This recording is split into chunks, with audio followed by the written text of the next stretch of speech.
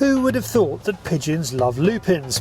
Andy first noticed the woody numbers building on this 8-acre field a week ago, and he asked his farmer friend if he could shoot it.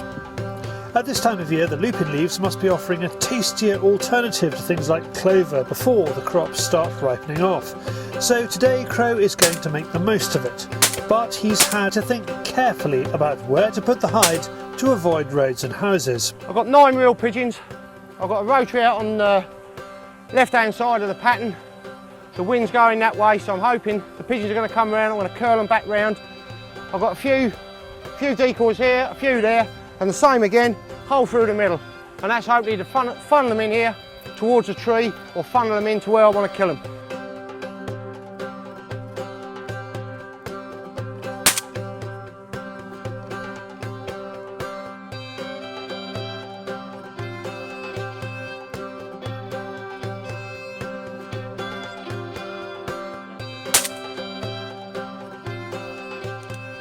We're limited here to where we can shoot. We've got a road going along there, we've got a road going down there, we've got a house down there. I've informed the house, I've informed everyone that it's going to interfere with. The road, I've built the hide up on the left and the right hand side, so I can't shoot down there and I can't shoot up there. The only way I can shoot is straight down the middle, and that's perfectly safe. We're 100 metres from the road that way and 160 metres from the road that way, so all is okay. So everyone knows what we're up to, apart from the pigeons, we hope. See where the old pigeons have been on here. So they're like an oversized clover leaf, really. They've just been taking the edges off. Another one here, look, they've hammered that one up, so he's just taking the tips off all the way around. That's the lupin flare coming up now, up through the centre. These lupins, he's been growing them for seed. He's got some soya beans as well, he's grown. The best I ever had was on the soya beans. Because Roy is still after lead-free meat for his peregrines, Crow will continue to use the steel for today, unless the birds don't decoy. Then he'll swap to Game Ball's Pigeon Extreme. That's Roy on the blower now. Crow had been looking forward to a few pigeon burgers, but he is such a generous soul, he's going to give Roy all his meat. It's always a nice start.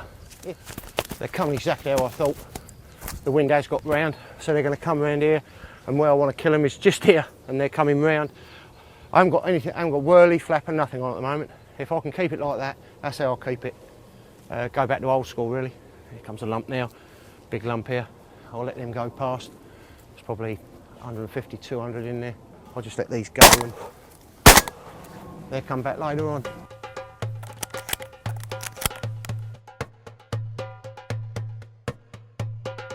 From the off, the going is good. Andy is on 30 birds without a miss in about 20 minutes, and he's worried he might not have enough shells. Having a bit of a tidy up. We've probably got, we've been shooting about 35, 40 minutes. We've probably got, I don't know, I'll have a count up in a minute, but I think we've got close on 40 pigeons. I'm shooting well, which always helps. Go on, get on, get on, get on.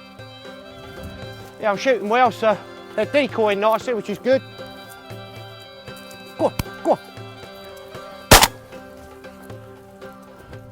Gonna move the pattern up this way a bit. Here, here, here, here. Move the pattern this way, they're coming round, they're going that way. I want them to come up round here and come through, so, but I'm still gonna leave this hole. Everything that's coming is coming up this hole, which is quite nice. Good thing is it's a tiny field, and it's that time of year, they haven't got a lot to feed on. They've only got clover, the buds are finished now, and there's nothing in this area. So it's quite nice, and it's quite nice. It's nice to have a few pigeons decoying. The thing is, when they decoy, it's quite easy to make a good bag quick. Especially if you shoot straight. As 1 or 2 birds were starting to come, they were getting, I was having to take some longer shots. I had 2 pigeons out there upside down. And there's nothing worse, they don't like that. They don't like them on their backs. So it pays to keep going out and checking the pattern. Here. But don't go out too often. because all the time you're out, it's like now we're out now, there's quite a lot of pigeons. There's pigeons trying to come in, so like I say, the busiest time is going to be about 2, 3, 4 o'clock. So we've got a long way to go yet.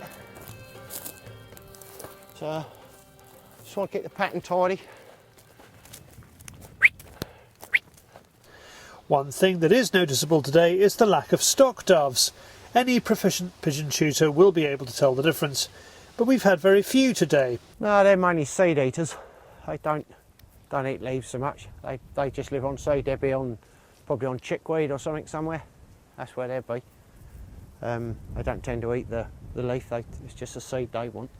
Had a couple go past, but come and had a look. But they haven't really been pestering us today, which has been quite good. Every other time you go out, you're trying to pick out which bird you're going to shoot. Back in the hide, and as usual, it's standing room only. Crow doesn't like to sit when he's in his office, but others like to take their weight off, especially when Mr. Holtham isn't there to hog it. David's always pinching my seats. Calder is from UKShootWarehouse has kindly sent me a seat there. It's adjustable. You've got 6, 7 adjustable holes. It folds up nicely as well. What I'll do is just fold the plate out like that.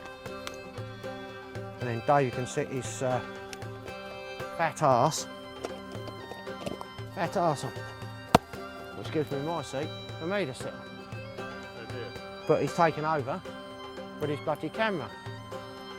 So I'm no better off. He's still got a seat and he's using my seat for a camera stand. So really, I'm no better off. The day starts brilliantly, but eases off to just good.